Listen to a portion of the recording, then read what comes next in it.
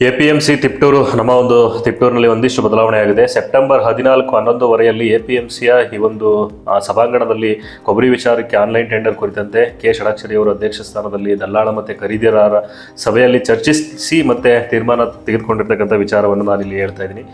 ರೈತರಿಗೆ gate entry ಕಡ್ಡಾಯ ಆಗಿರ್ತದೆ. ಮತ್ತು ಇನ್ನು ಮುಂದೆ ಟೆಂಡರ್ ಡಿಕ್ಲರೇಷನ್ ಸಮಯ ಏನಿದೆ ಅದನ್ನು 2 ಗಂಟೆಯಿಂದ 3 ಗಂಟೆ ಮಾಡಿದರೆ 3 ಗಂಟೆಗೆ ನಿಮಗೆ ಟೆಂಡರ್ ಸಿಗ್ತದೆ. ಸೊ ರೈತರು ತಂದಂಥ ಕೊಬ್ಬರಿ ಏನಿದೆ ಅದು 3 ಟೆಂಡರ್ವರೆಗೆ ಇಡೋದಕ್ಕೆ ಸಾಧ್ಯ ಆಗೋದಿಲ್ಲ. ಅಂದರೆ ನೀವು ತಂದಂಥ ಕೊಬ್ಬರಿ ಉತ್ಪನ್ನ ಏನಿದೆ ಅದನ್ನು ಅಂಗಡಿಯಲ್ಲಿ ಇಡೋದಕ್ಕೆ 3 ಟೆಂಡರ್ ಅವಕಾಶವನ್ನು ಕೊಟ್ಟಿದ್ದಾರೆ.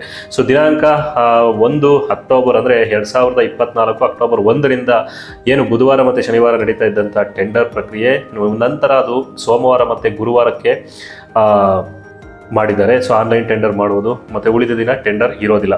ದಿನಾಂಕ 1 ಸೇಮ್ ಅಕ್ಟೋಬರ್ 1ನೇ ತಾರೀಕು ಏನು ನಡೀತದೆ ಅಲ್ಲಿ ದಲ್ಲಾಳರು ತಮ್ಮ ಅಂಗಡಿಗಳಲ್ಲಿ ಘೋಷಣೆಯಾದಂಥ